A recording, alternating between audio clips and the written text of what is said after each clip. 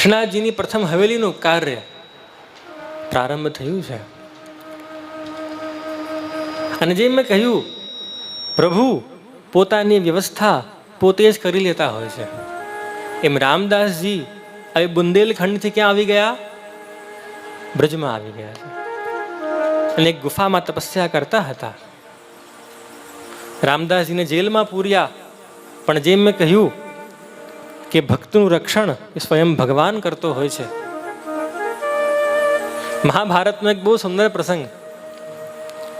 એક દિવસ ભીષ્મ પિતામહ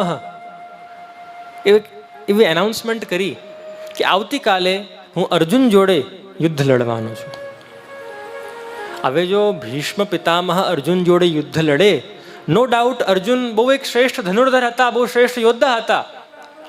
પણ જો આ લડશે ને તો અર્જુન મરવાનું પાકું અને પાંડવોની હાર પાકી. શું કરીએ કોઈને કઈ ખબર નહીં પડે.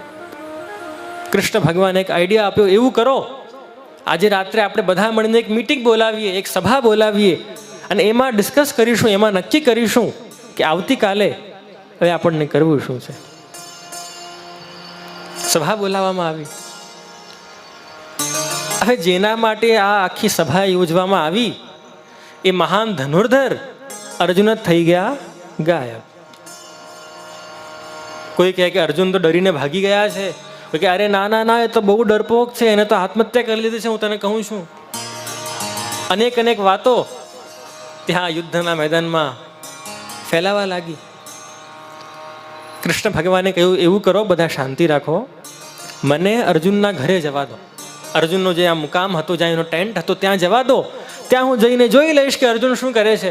તમે કેમ આટલી બધી વાતો કરો છો નકામી? કૃષ્ણ ભગવાન પધાર્યા છે અર્જુનના મુકામ પર.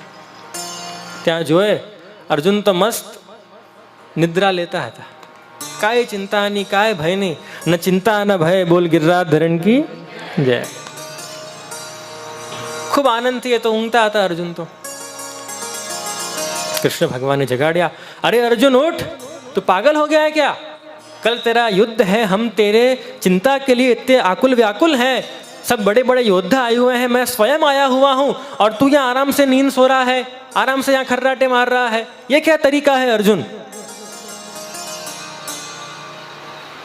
अर्जुन ત્યાં જાગ્યા છે અને એમણે કહ્યું, હે પ્રભુ, હે કૃષ્ણ, જેના માટે આ જગતનો નાથ જાગતો હોય એને તો પછી ઊંઘવાનું જ હોય.